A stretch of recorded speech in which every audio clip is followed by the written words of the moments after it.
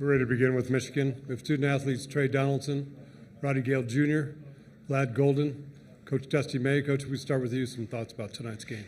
Yeah, first of all, I want to congratulate UC San Diego on the year that not only the year they had, but the way they carry themselves, the way they play the game. They're fun to compete against, and sometimes when you're scouting, it's tough to watch as much tape as we do. Watching them was actually fun to see those guys playing with the joy, the togetherness, and when you win 30 games in a league like theirs, it shows they've got some real substance, and a lot like our guys. They've been in close games earlier in the year, and they found ways to win.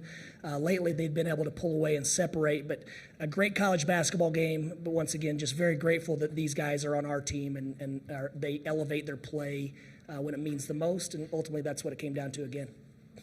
Thank you, Coach. Questions for the student athletes first? Mike Kelly with the Associated Press. Trey, after what you went through last year in this first round, you're down 2 and you get the chance to put your team up and you hit that three-pointer. What was the feeling like being able to do that and overcome last year? It's not necessarily anything about last year. It's just about what this means to my teammates and I. Like we're desperate to win. We want to continue to play. We don't want our season to be over. And when it's time to make big plays, when the opportunity presents itself, I just want to attack it as best as possible if it's presenting itself to me. And I want my teammates to do the same thing. But we're just trying to win. That's what it comes down to. I mean, last year is last year. We have to worry about now and be in the moment and be where our feet are. Sam Vani, Michigan Daily. Can you guys just talk about the pressure that their defense put on you, the traps at the top of the key, and just what they were doing throughout the game that made it hard for you? This is just something unique, something we haven't really seen much this year. I'm impressed how our guys were able to handle that. The run and jump, we kind of just felt like just to get it to the opposite side and force long closeouts and drive good spacing, and we were going to be able to find our teammates, and I think that's where we thrived. Other questions for our student athletes? Go ahead. I would say their defense is not necessarily like pressure. It's just like chaos, I would say. So, it's just about taking care of the ball, ball faking, trying to get them to run and jump because that's what they want to do. When they're running around, flying around like that, gambling, they want to speed you up. And that's something we try to focus on and just continue to take care of the ball as a team. Bradeners with the Denver Post. For any of you guys, how do you kind of mentally approach the last 5 minutes or so when the crowd gets loud? For them, almost feels like an away game. Obviously, we have a lot of guys who had some experience in March Madness before, and that's something we talked before we start playing. That if something gonna go wrong, everybody cheer for the lower seed, and we expect it. So we knew it's coming, and we just play with that.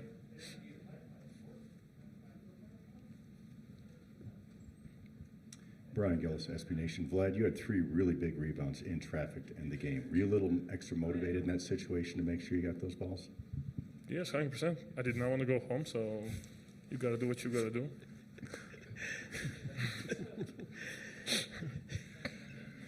What you expect me? Well said, lad. Go ahead. Carlos Menars, Detroit Free Press. Trey, after such a dominant first half, you guys are in control. Second half, everything seems to be going their way. They're making adjustments. How do you guys keep your composure? And did you feel it was inevitable that they were going to take the lead at some point? You guys have to claw back.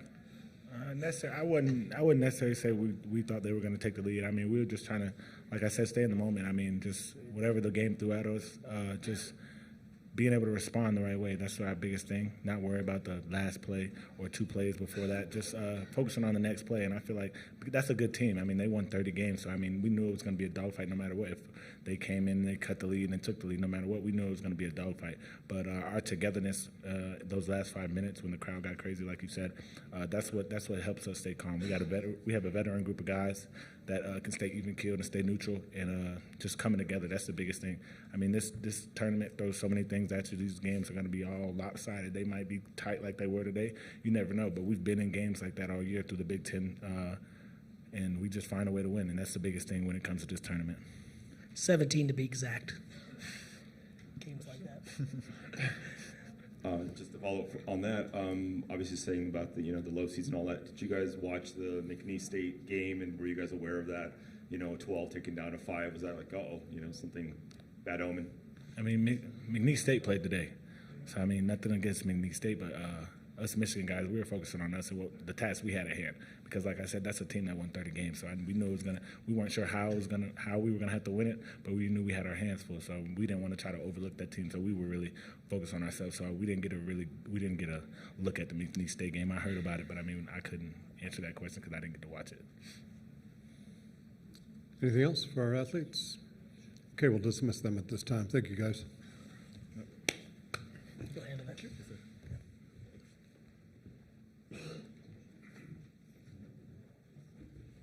almost another questions. Let's go questions for Coach May. Let's go back there first. Go ahead. Mark Zuber, San Diego Union Tribune. You talked yesterday about when you were at Florida Atlantic, when you played power conference teams in the tournament, when you got it tight late in the game, they started to tighten up, and you got really loose. Is that kind of what happened today? You said you didn't want to fall into that trap, but it kind of seemed like you did. Yeah, we take pride in that. Yeah, absolutely. And we've been in these, and you feel it, and especially it got loud in there tonight. Like I was impressed with how many people were pulling against us. And we are the lower seed tomorrow, on Saturday, so we'll welcome all the in-between fans as the 5 seed going against Texas A&M. We'll welcome those guys. But, yeah, we knew they were going to make a run. I thought for a short prep time, our guys did a really good job on UCSD, but they just keep coming at you, and they believe as well. And they have older guys, and man, they put on a performance in the second half. But like the rebounds of Vlad, I thought Reuben Jones had 2 monster rebounds as well, and those aren't rebounds that land in your hands.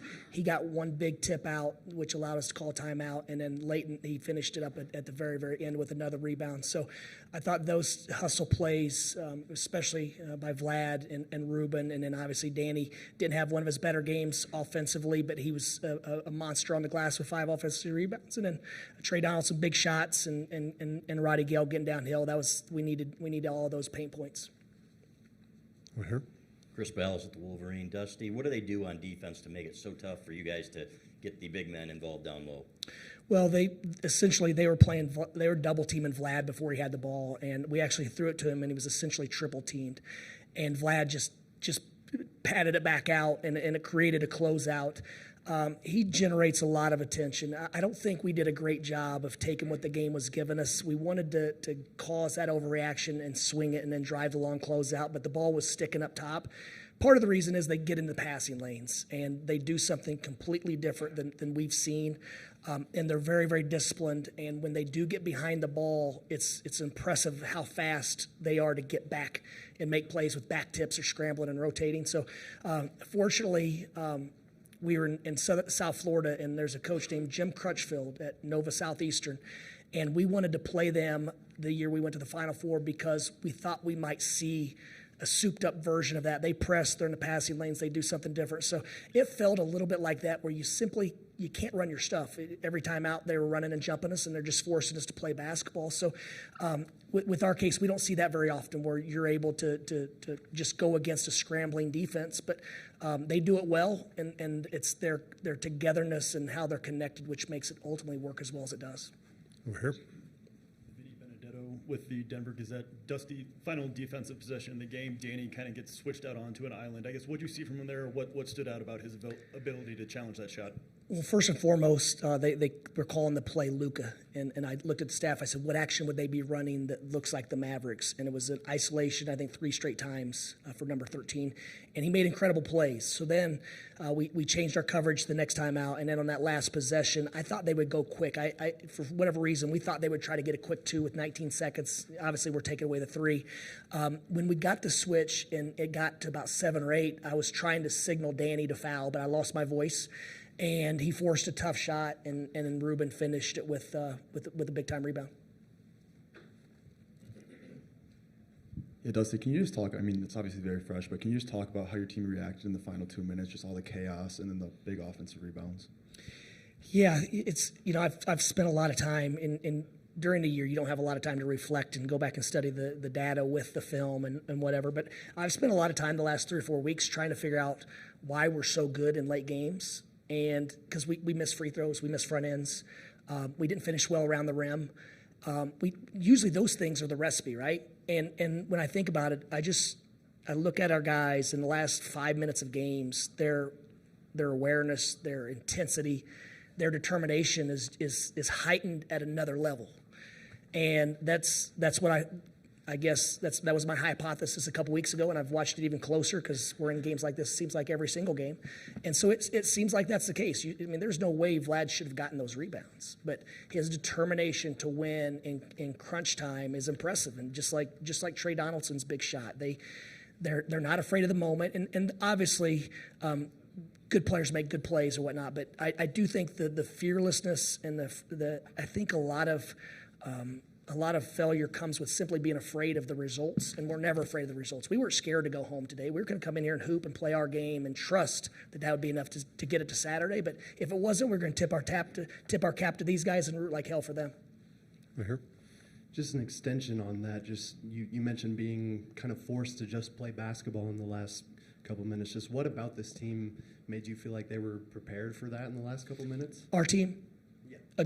We have good players, and we got downhill, got in the paint. I mean, we have good basketball players, so when they force you to play basketball, you need to be able to make some plays, and credit our guys, they did that. When it got organized, we were pretty good. When we were unorganized, they found a way to get downhill and break down the defense enough times. The 11 for 20 from the free throw line, I think at least 2 or 3 were front ends. We didn't convert some shots around the rim that we typically do. So if you have those back, maybe you have a little bit of margin, but every night's a little bit different for us, and we kind of figured it out. Anything else? We're Dusty, you just mentioned some weird kind of shots that just didn't fall around the glass, and but when this was kind of going their way in the second half and they're building their run, were you happy with the adjustments? And they obviously made their adjustments coming out of the half. Were you happy with the adjustments that you'd made in the second half to get ready for that charge, I guess? I wasn't happy with our execution. We did some things that we went into this game that we're not going to do. And we didn't say we're not going to do this, but this is how we're going to attack it. And we got away from that. And then the wheels start turning. But LJ Kaysen had 2 wide open threes without a guy within 10 feet of him. They didn't go in. Those are the shots we want to get. And so defensively, we lost our edge when the shots weren't going in. I think that's a little bit of human nature as well. But credit them. They made good adjustments. They forced us to continue to make plays, and we didn't convert on any of our 3-on-2s. And I think it's a reason because they do it better than most because they never quit on a play. And so you think you have a 3-on-2, but that 3-on-2 is gone in about a millisecond because of their effort. And so, I wasn't happy with our adjustments, but I also wasn't happy with the attention to detail compared to how it was in the first half. right there. Coach, sometimes you foul up 3 late, and sometimes you don't. But it looked like you were calling for it late in that game. And what was your view of that last shot? Yeah, they had it with 19 seconds, so it's not our call with 19. And I thought they were going to try to get a quick strike, obviously because they're down, and that didn't happen. So then when we got the switch late, I was trying to get Danny to call it. I don't have my voice, and he couldn't see me. Thank God he was locked into playing defense. He actually forced him inside the line, and then he kind of popped back out. And I thought Danny stayed in his space relatively well. Last question. Brian Gillis, SB Nation. Coach, you started the game really pushing the ball, really pushing the action. Was that a point of emphasis, or was it more of just taking what their defense gave you when the game started? No, it was certainly a point of emphasis, and we were really good at it. It's just a combination of not getting as many stops, and when they're getting the second and third shot, and then they're getting to the free throw line and things like that, we just don't have the same flow that we do when we're at our best. But our defense has been really, really sound, and to be honest, and most of their, other than our few turnovers, most of their 38 points in the second half were hard-earned, tough baskets, and we tried to force them to play one-on-one and stay at home on their shooters, and they were able to do that. Fortunately for us, Tate Jones he played in foul trouble most of the night, and I thought we did a nice job of defending him one-on-one. I do think our size helped in that regard, but overall, we want to play fast, and we wanted to try to get to their legs, and we thought that would affect the three-point shooters. Okay, thank you, Coach. Thank you, guys.